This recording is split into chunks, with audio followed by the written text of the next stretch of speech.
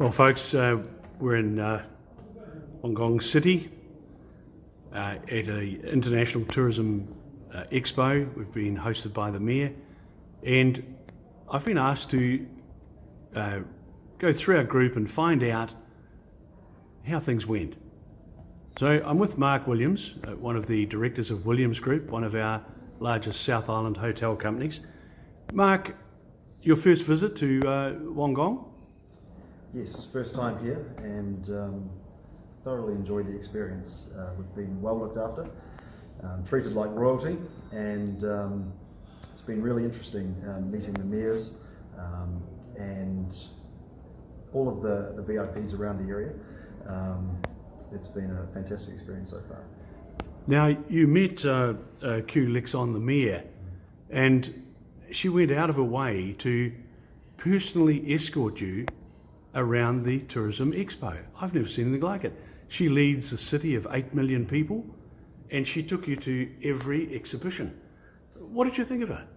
She was fantastic. It was unbelievable to get as much time as we did with her.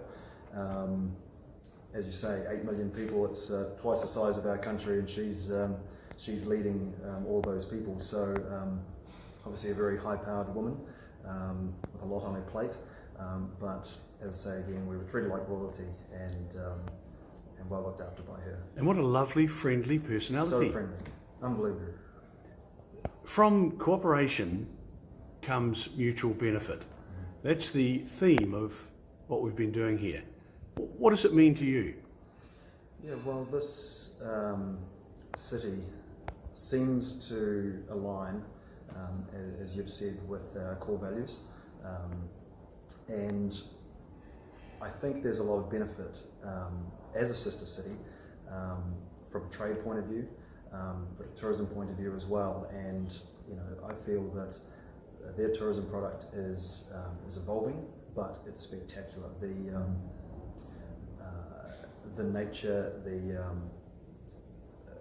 the mountainous areas of the area are just as spectacular as ours. And I know we're only a small country, but sending our people over here is also, I think, probably part of the equation when it comes to mutual benefit. We went to the tea forum, I think it was called, yesterday. Walked in the door, a very small group, there would only have been 40 there. There were the mayors and magistrates from 11 counties. There was the secretariat. There was the level of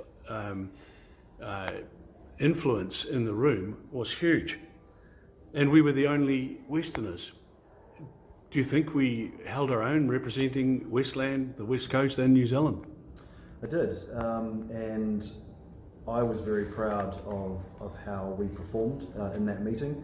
Showing video presentations of our area was a great representation of not only Westland but also the country, and people took that well. They understood what we were trying to achieve, what we are selling as a region, and I was pleasantly surprised with the outcome of the meeting. It's obviously forming the relationship, and now the work will get done on creating those opportunities for both regions. Now, Mark, you had the pleasure of meeting Zex Ron, the Vice Director of the Standing Committee, and also, of course, the party secretariat, and he welcomed us. What was your impression? Wonderful man. Obviously a very intelligent man, very friendly. It was nice doing business and he could speak both languages very well, and once again we just felt very welcomed by him, and looking forward to the future, forming a relationship further. He certainly made us feel like family or friends, didn't he? He did, yes. And for someone so high up in such a large area, it was very, very nice to see. Obviously they do business like we do, very genuinely, and we appreciated that. Now, Mark, you had the chance to wander around the city last night, and I understand you even did a bit of buying, which wouldn't be like you, by Jove. Mm-hmm. Now, did you Did you notice that you were one of the only Westerners in the city, and the fact that you can't speak Chinese, I guess? No, You can't read Chinese? no, not at all. So, is there a lesson there for us when the Chinese come to New Zealand? There is. It's obviously a challenge. We are very fortunate to have wonderful staff around us and translators.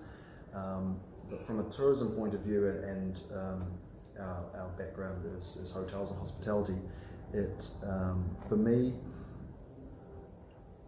I felt the need that we needed to step up as a tourism leader and as a country to help these people. We have a lot of Chinese visitors coming to our regions, and making it easy for them to get around the country, I think, is probably at the forefront of what we need to achieve as an industry.